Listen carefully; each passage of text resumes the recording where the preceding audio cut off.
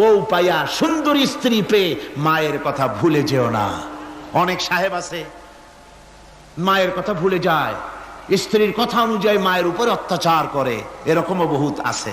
আল্লাহ পাক বলছেন শোনো, وَقَضَى رَبُّكَ أَلَّا تَعْبُدُوا إِلَّا إِيَّاهُ وَبِالْوَالِدَيْنِ إِحْسَانًا। তোমার প্রভুর পক্ষ থেকে ফয়সালা হয়েছে, চূড়ান্ত সিদ্ধান্ত হয়ে গিয়েছে, আমি আল্লাহর ইবাদতের পর তোমার মা বাপের ইহসান করবে, খেদমত করবে, তাদের জন্য উপকার করবে, তাদেরকে ভালোবাসবে। আল্লাহ রাব্বুল আলামিন বলেন মা বাবার সঙ্গে কেমনে কথা বলবে, তাদের সাথে কিভাবে আচরণ করবে, আল্লাহ তাও শিখিয়ে দিয়েছেন। আল্লাহ পাক বলেন ওয়ালা তাকুল লাহুমা ওয়াকুল লাহুমা কাওলান কারীমা। মা বাবার সাথে সম্মানজনক কথা বলো। ওয়াকুল লাহুমা কাওলান কারীমা, সম্মানজনক কথা বলো, মাথায় ঝাঁকি দিয়ে রাগ করে চোখ মোটা করে কথা বলো না। তুমি সন্তান, তোমার জন্য সবচাইতে বড় পীর তোমার আব্বা তোমার আম্মা, ঠিক কিনা কন? ছেলের জন্য, মেয়ের জন্য, সন্তানের জন্য সবচাইতে বড় পীর কে? বাপ মা। এটা ভালো করে মনে রাখতে হবে। আপনার মাওলানা সাহেবদের দোয়া, পীর সাহেবদের দোয়া কবুল হতেও পারে, নাও হতে পারে, 50-50 সম্ভাবনাও আছে, আবার সম্ভাবনা নাই।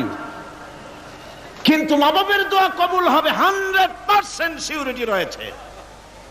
রাসূলুল্লাহ বলেছেন 3 জনের দোয়া কবুল হবে, মুস্তাজাবুদ দাওয়াত। কয়জনের দোয়া কবুল হবে? আল্লাহ রাব্বুল আলামিনের হাবিব বলেন 3 জনের দোয়া কবুল হবে আল্লাহর দরবারে। তার মধ্যে একজন হলেন মাজলুম ব্যক্তি, যে ব্যক্তি অত্যাচারিত, যে ব্যক্তি মুসাফির, প্রবাসী, তার দোয়া কবুল হবে। আর মা বাপ যদি সন্তানের জন্য দোয়া করে, ওই দোয়া আল্লাহ রাব্বুল আলামিনের দরবারে মঞ্জুর হয়ে যায়। আল্লাহ রাব্বুল আলামিন মা বাপ সম্পর্কে বলেন, মা বাবের জন্য আমার কাছে দোয়া করবি বান্দারা, আমার কাছে দোয়া করবি। দোয়াটা আল্লাহ পাক শিখাচ্ছেন, রব্বিরহামহুমা কামা রব্বায়ানি সাগীরা।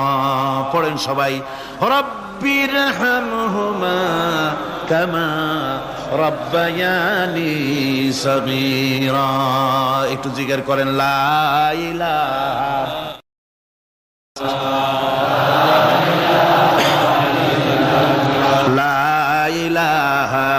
ইল্লাল্লাহ, লা ইলাহা ইল্লাল্লাহ, লা ইলাহা ইল্লাল্লাহ, লা ইলাহা ইল্লাল্লাহু মুহাম্মাদুর রাসূলুল্লাহ। আমার ভাইরা, আল্লাহ পাক শিখাচ্ছেন, বান্দা তোর মা বাপের জন্য আমার কাছে দোয়া কর। আয় আল্লাহ, আয় রব, আয় আমার প্রভু, আমার মা বাপ যেমন ছোটবেলায় আমাকে স্নেহের কোলে লালন পালন করেছে, আয় আমার আল্লাহ তুমি আমার মা বাপকে তোমার রহমতের কোলে লালন পালন করো। আল্লাহ শিখাই দিয়েছেন। আমার ভাইরা, প্রত্যেক নামাজের পরে এই দোয়াটা ভুলে যাবেন না। ভুলে যাবেন? ভুলে যাবেন? আমার ভাইরা, আমার বোনেরা, সবাই প্রত্যেক নামাজের পরে পড়বেন, রব্বিরহামহুমা কামা রব্বায়ানি সাগীরা। এই দোয়া করতে কেউ ভুলে যাবেন না। আল্লাহ রাব্বুল আলামিন বলে, বান্দারে ওয়া ওয়াসাইনাল ইনসানা বিওয়ালিদাইহি ইহসানা হামালাতুহু উম্মুহু কুরহা ওয়া ওয়াদাতুহু কুরহা। আল্লাহ পাক বলেন, আমি পৃথিবীর সমস্ত মানব মণ্ডলীকে উপদেশ দিয়েছি, মা বাপকে সম্মান করো, শ্রদ্ধা করো, তাদের উপকার করো। তার কারণ হলো তোমার মা তোমাকে গর্ভে ধারণ করেছে অত্যন্ত কষ্টের সাথে। আল্লাহ বলতেছেন, মা তোমাকে গর্ভ ধারণ করেছে অত্যন্ত কষ্টের সাথে, এরপরে তোমাকে ডেলিভারি করেছেন অত্যন্ত কষ্টের সাথে, তোমাকে ডেলিভারি করেছেন। গভীর রাত্রে মানুষ সব ঘুমায় যায়, গর্ভবতী মা ঘুমাতে পারে না, সন্তান পেটের ভিতরে, হাঁটু দিয়া গুতা মেরেছে, পা দিয়া লাথি মেরেছে। মা চরম শীতের রাত্রে, প্রচন্ড শীতের রাতে গায়ের লেপটা সরায় দিয়া মা একবার দাঁড়ায়, আর একবার বসে, একবার দেওয়ালের সাথে হেলান দিয়া দাঁড়ায়। কষ্ট করে রাতটারে কাটায় দেয়। আবার সারাদিন সংসারের জন্য কাজ করেছেন, রান্না বান্না করেছেন মা, সকলকে খাওয়াইয়া মা শেষের দিকে খেতে গেছেন। যখন নিজে খেতে গেলেন, খাবারের ক্ষুধাত নিয়ে পেট ক্ষুধা নিয়ে খেতে বসেছেন, পেটের ভিতরে সন্তান লাথি মেরেছে, পেটের মধ্যে ঘুষা মেরেছে, হাঁটু দিয়া গুতা মেরেছে, ভরা পেটে পেটের ভিতরে সন্তান গুতা মারলো হাঁটু দিয়া মাথা দিয়া। মা ক্ষুধা রয়েছে পেটে, খেতে পারলেন না, বেদনা শুরু হয়েছে। খাবারের থালাটা ঠেলে দিয়ে মা দাঁড়ালেন, বসলেন, চোখের পানি ফেললেন। এভাবে করে মা একটা দুইটা দিন নয়, 10টি মাস পর্যন্ত সন্তানটাকে পেটের মধ্যে নিয়ে, একটা জীবিত মানুষ আর একটা জীবিত সন্তান পেটের মধ্যে নিয়ে নড়াচড়া করছেন, চলাফেরা করছেন। কিতাবের মধ্যে এসেছে রাতের বেলায় মা যে ঘুমাতে পারেন না সন্তানের নড়াচড়ার কারণে, রাতভর ইবাদত করলে যত সওয়াব পাওয়া যেত আল্লাহ ওই সওয়াব মায়ের আমলনামায় লিখে দেন। সন্তান পেটে থাকার কারণে খেতে পারে না, পেট ভরে ক্ষুধায় কষ্ট পায় মা। এই জন্যে 10 মাস ধরে রোজা রাখলে যে সওয়াব হতো আল্লাহ রাব্বুল আলামিন মায়ের আমলনামায় রোজার সওয়াব লিখে দেন। 10 মাস পুরে গেল, সন্তান ডেলিভারির সময় চলে এলো। মায়ের মন বিমর্ষ, সন্তান ডেলিভারি হবে, না জানি মরে যাই নাকি, না জানি অপারেশন লাগে নাকি, কি অবস্থা হবে। মা খেতে পারে না, মুখটা শুকায়া যায়। ডেলিভারির সময় যখন আসে, মা বাবার কাছ থেকে বিদায় নিয়ে যায়, স্বামীকে একান্তে গোপনে ডেকে নিয়ে বলে, প্রাণের স্বামী, দীর্ঘদিন একসঙ্গে ঘর কন্যা করেছি, অপরাধ হয়ে যেতে পারে, আমারে মাফ করে দিও। আমার মনে হয় এবার আমি আর বাঁচবো না। সংসার থাকলো, চাবি থাকলো, সব বুঝে নাও, আমারে মাফ করে দিও। মা চলে গেল সতিকা গৃহে, ক্লিনিকে চলে গেল, অপারেশন থিয়েটারে চলে গেল, অথবা ডেলিভারির জায়গায় চলে গেল। ডেলিভারি পেইন শুরু হয়ে গেল, বেদনা শুরু হয়ে গেল। এক একটা বেদনা যেন মায়ের এক একটা মৃত্যু যন্ত্রণা শুরু হয়ে যায়। এমন যন্ত্রণা, প্রসব বেদনা দুনিয়ার ভুক্তভোগী মা ছাড়া আর কেউ জানে না। এই চরম বেদনার ভেতর দিয়ে, চরম কষ্টের ভিতরে মা যখন একটা বাচ্চা প্রসব করলো, জিহাদের ময়দানের মতো মা রক্তাক্ত হয়ে গেলেন, সন্তান দুনিয়ায় এলো। মা তখন অস্থির থাকেন। এত বড় বিরাট কষ্টের ভিতরে আল্লাহ রাব্বুল আলামিন বলেন, সন্তান যখন ডেলিভারি হয়ে গেল, মায়ের মনের ভিতরে আমি তখন এই ফিলিংস, এই টেন্ডেন্সি জাগ্রত করে দিই, দেখ কি হয়েছে। মা তখন দেখতে চায় কি হয়েছে। মায়ের সামনে যখন এত কষ্টের, হৃদয় রিংড়ানো, কলিজার 32টি নাড়ি ছেঁড়া যন্ত্রণার সন্তান যখন মায়ের চোখের সামনে আসে, আল্লাহ পাক বলেন, মা যখন তার ছেলের মুখের দিকে তাকায়, মেয়ের মুখের দিকে তাকায়, আল্লাহ বলেন 10 মাসের পেটে ধরা কষ্ট আর ডেলিভারির সব কষ্ট মায়ের মন থেকে মুছে ফেলে দেই। আল্লাহ রাব্বুল আলামিন বলেন, খবরদার দুনিয়ার মানুষ, এমন মায়ের সাথে নাফরমানি করবি না, এ মায়ের সাথে নাফরমানি করবি না, মাকে সম্মান করবি, মার কাছে দোয়া চাবি। দুনিয়ায় যদি সম্মান চাও, রিজেক্ট চাও, মায়ের পায়ে ধরে কাঁদো। মায়ের জাতি অনেক সম্মান তার। রাসূল করিম সাল্লাল্লাহু আলাইহি ওয়াসাল্লামকে প্রশ্ন করা হয়েছে, হুজুর খেদমত করব কার? হুজুর কয় মায়ের। তারপরে কার? হুজুর কয় মায়ের। তারপরে কার? হুজুর বলেন মায়ের। তারপরে কার? তোমার পিতার। 3 গুণ। তোর মায়ের মর্যাদা 3 গুণ বেশি, তোর বাপের চাইতে মর্যাদা বেশি। সুবহানাল্লাহ পড়ে। আর আজকে ইসলামের শত্রুরা তারা বলে যে ইসলাম নারীর অধিকার আদায় করে নাই। নারীর অধিকার ইসলাম দেয় নাই তো কে দিয়েছে? আমার বন্ধুগণ, বিশ্বনবী জনাব মুহাম্মদ রাসূলুল্লাহ সাল্লাল্লাহু আলাইহি ওয়াসাল্লাম মসজিদে নববীর ভিতরে বসে আছেন। এক বৃদ্ধা মহিলা মসজিদের মধ্যে প্রবেশ করলেন। হুজুর বৃদ্ধাকে দেখে দাঁড়ায় গেলেন, বিশ্বনবী বুড়ি মেয়ে লোককে দেখে দাঁড়ায় গেলেন। আল্লাহর নবী বুড়িকে দেখে দাঁড়ালেন। বুড়ি যখন কাছে এলেন, আল্লাহর নবী নিজের গায়ের চাদর বুড়ির জন্য বিছায়া দিলেন। বুড়ি বসলেন। এরপরে কথাবার্তা সারার পর বুড়ি যখন বিদায় হবেন, হুজুর আবার দাঁড়ালেন। বুড়ি মহিলা চলে গেলেন। সাহাবায়ে কেরাম বলেন, ইয়া রাসূলুল্লাহ, কিছুই বুঝলাম না, একজন বৃদ্ধা মহিলার জন্য বিশ্ব নবী দাঁড়ান আর গায়ের চাদর বিছান, আমরা বড় আশ্চর্য হয়ে গেলাম। নবীজি বলেন, ও আমার সাহাবীরা, তোমরা জানো না এই মহিলাকে চিনতে পারো নাই? আমি আমার মায়ের দুধ আমার জীবনে কিসমতে তেমন হয় নাই, আমি আমার মায়ের দুধ তেমন কিসমতে পাই নাই। যার বুকে দুধ খেয়ে, যার কোলে কাখে চড়ে আমি বড় হয়েছি, আমার সেই দুধ মা, ইনি হযরতে হালিমাতুস সাদিয়া, আমার সেই দুধ মা। রাসূলুল্লাহ নিজে সম্মান দিয়েছেন মায়ের। খবরদার, মাকে অসম্মান করবেন না, মাকে সম্মান করবেন, মাকে শ্রদ্ধা করবেন। আমার বন্ধুগণ, আলেম ওলামা পীর বুজুর্গদের জন্য হাদিয়া তো দেন আপনারা, কোনো নিষেধ নাই, দেন। হাদিয়া দেওয়াও সুন্নত, নেওয়াও সুন্নত, দিবেন, আমি কোনো নিষেধ করি না। কিন্তু আমি বলতে চাই, পীর বুজুর্গদের কাছে, আলেম ওলামাদের কাছে হাদিয়া দিয়া আল্লাহরে যত না খুশি করতে পারবেন, এই ডালিম বেদানার মৌসুমে বেদানা একটা ভেঙে নিজ হাতে যদি মায়ের মুখে তুলে দেন, আল্লাহর আরশ খুশি হয়ে যাবে, আল্লাহর আরশ আজিম খুশি হয়ে যাবে, আল্লাহ পাক খুশি হয়ে যাবেন। মায়ের খাওয়াও, বাপকে খাওয়াও, তোমার সবচেয়ে বড় পীর তিনি। সুবহানাল্লাহ পড়ে, সুবহানাল্লাহ। মা বাপ যদি একটু দোয়া করে দেয়, তোমার জিন্দেগির কাম শেষ।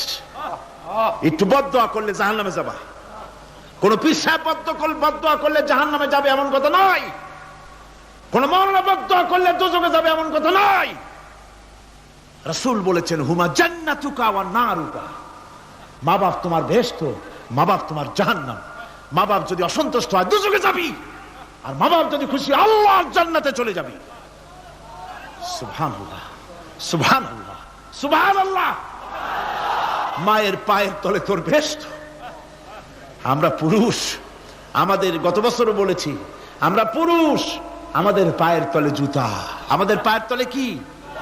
শুধু জুতা। আর আমার মা, আমার মায়ের জাতি যারা এই প্যান্ডেলে বসে আছেন, আমার মায়েরা, বোনেরা, মায়ের জাতি যারা পৃথিবীতে, মায়ের জাতির পায়ের তলে আল্লাহর বেহেশত। সুবহানাল্লাহ। নারীর মর্যাদা ইসলাম দেয় নাই, কে দিয়েছে? আল্লাহ দিয়েছেন, আল্লাহ রাসূল দিয়েছেন। আমার বন্ধুগণ, হযরত বাইজিদ বুস্তামি, ছোট্ট বাচ্চা ছেলে, গভীর রাত্রে মা অসুস্থ, পানির পিপাসায় জেগে উঠেছেন। বাবারে, পিপাসায় শেষ হয়ে গেলাম, পানি দাও। ছেলে ঘরের ভিতরে পানি না পেয়ে বাইরে দৌড়াদৌড়ি করলেন। অনেক দূর থেকে পানি নিয়ে এসে দেখেন মা ঘুমায় গেছেন। পানি নিয়ে দাঁড়ানো, পৌষ মাস, মাঘ মাসের শীতের রাত, ফজরের সময় মায়ের ঘুম ভেঙে গেল। তাকিয়ে দেখেন বাইজিদ দাঁড়ানো, হাতে পানি থরথর করে কাঁপছে। জিজ্ঞাসা করে, বাইজিদ তুমি দাঁড়ানো কেন? ছোট্ট বাচ্চা বলে, মা পানি চেয়েছিলে তুমি গভীর রাত্রে, পানি ঘরে ছিল না, অনেক দূর থেকে আনতে হয়েছে। মা বলছে, ঘুমাও নাই কেন গ্লাস থুইয়া? বাচ্চা বলে, ঘুমাই নাই, তুমি যদি আবার পানি চাও, সময় মতো যদি দিতে না পারি, মা তোমার কষ্ট হবে, এই জন্য ফজর পর্যন্ত আমি দাঁড়ায় আছি, কখন তুমি পানি চাও। মা হাতের থেকে পানি নিয়ে পান করলেন। বাইজিদকে বিছানার উপরে আরাম করে কম্বল দিয়ে ঘুম পড়াইয়া দিলেন। হযরত বাইজিদের মা উযু করে ফজরের নামাজ পড়ে সিজদায় চলে গেলেন। চিৎকার মেরে কেঁদে বলেন, আমার রব, আমার আল্লাহ, আমি আমার বাইজিদের মা, আমি মা হয়ে বাইজিদের জন্য দোয়া করি। বাইজিদ আমার জন্য আজকে যা করেছে, আমি মা, আমার কলিজা ঠান্ডা হয়ে গেছে। আয় আল্লাহ, আমি বাইজিদের জন্য দোয়া করি, তুমি তাকে সুলতানুল আরিফিন বানাইয়া দিও। মঞ্জুর হয়ে গেল আল্লাহ পাকের কাছে দোয়া।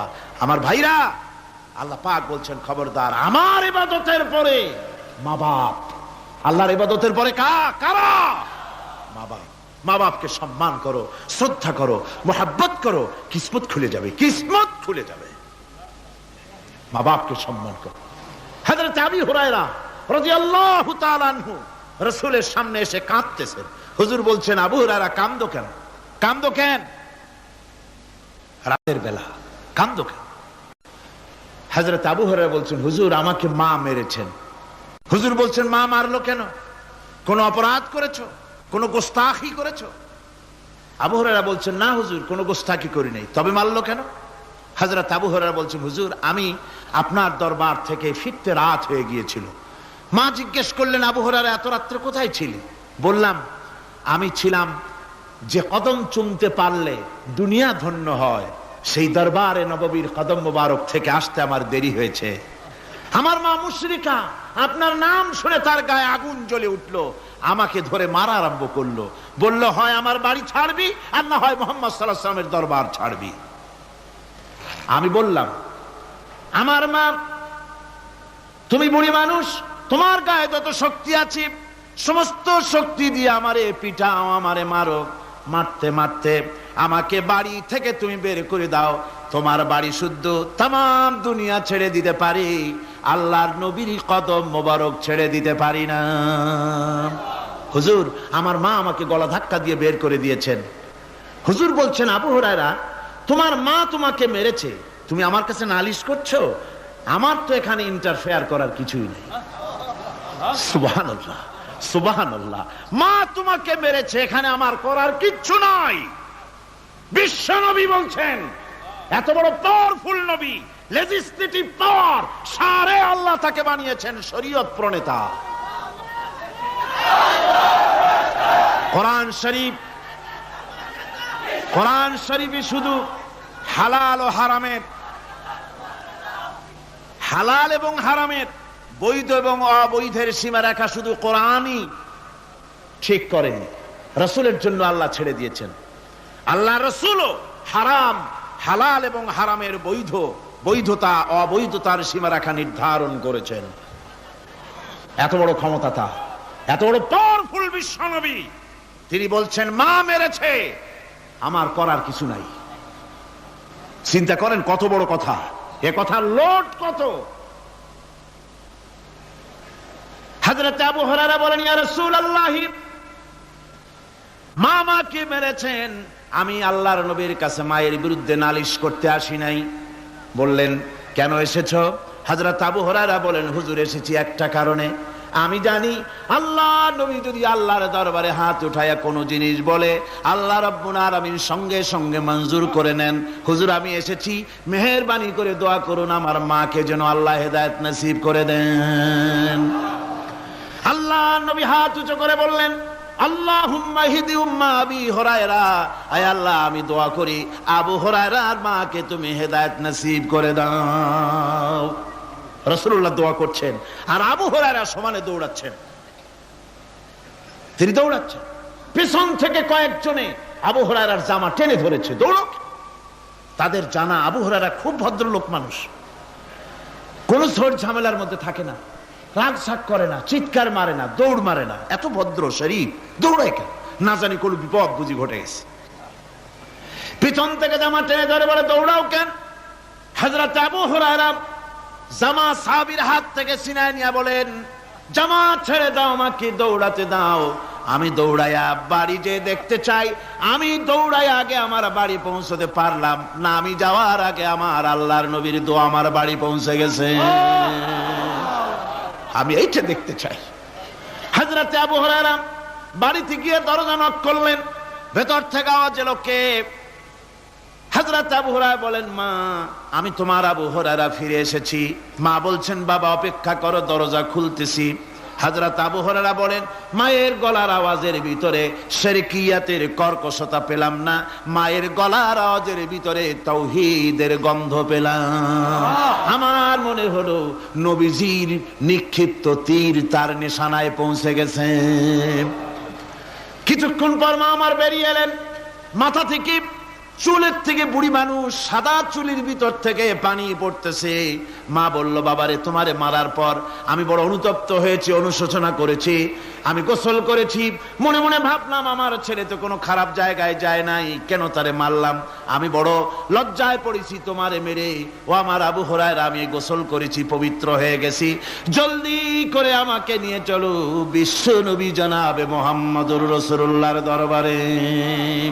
হযরত আবু হুরায়রার মা ঘোষণা করলেন, আশহাদু আল্লা ইলাহা ইল্লাল্লাহু ওয়াহদাহু লা শারীকা লাহু ওয়া আশহাদু আন্না মুহাম্মাদান আবদুহু ওয়া রাসূলুহু। আমার ভাইরা, মা বাপ সবচেয়ে সম্মানের জিনিস। আল্লাহর ইবাদতের পরই মা বাপের খেদমত করতে হবে। আল্লাহ পাক বলছেন, বান্দারে দেখ, মায়ের পেট থেকে আনলাম, মায়ের বুকের মধ্যে মহব্বত পয়দা করলাম, এত মহব্বত দিলাম তোর উপরে, যে কোনো বিদেশে যান, যেখানে যান,